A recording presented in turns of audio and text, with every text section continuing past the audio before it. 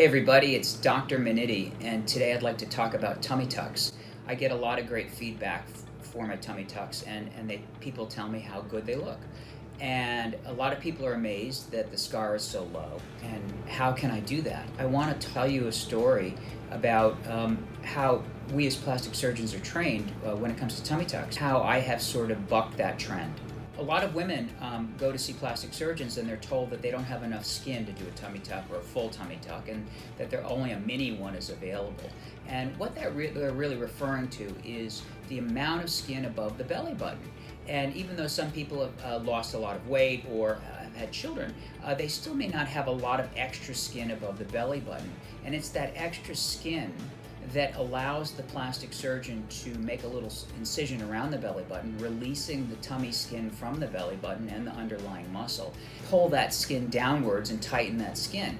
But that little hole in the abdominal skin, we have been trained as plastic surgeons to remove. That hole needs to be removed, otherwise it's going to form a scar. Well-trained surgeons will evaluate the patient preoperatively and determine how much extra skin there is above that belly button, and therefore determine or estimate how far they think that little hole can move downwards once the abdominal skin has disconnected from the belly button. And that is where they place their incision, because we've all been told, we plastic surgeons have been told, that we need to get the hole out. We need to make one scar, one long horizontal scar, which is necessary if we're going to be removing all that skin.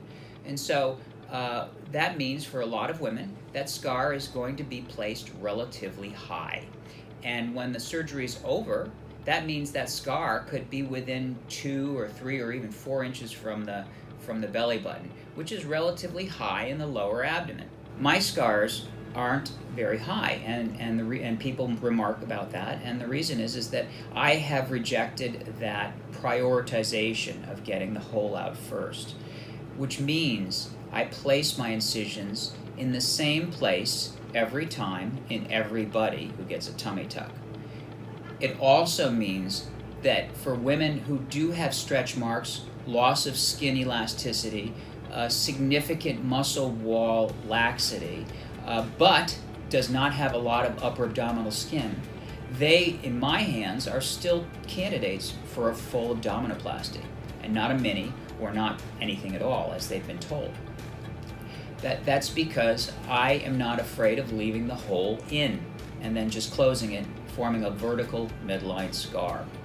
And when I assess my results of high-place scars versus my results with a scar placed in the right location, with a second scar, a little vertical midline scar, I believe the results are more aesthetically pleasing.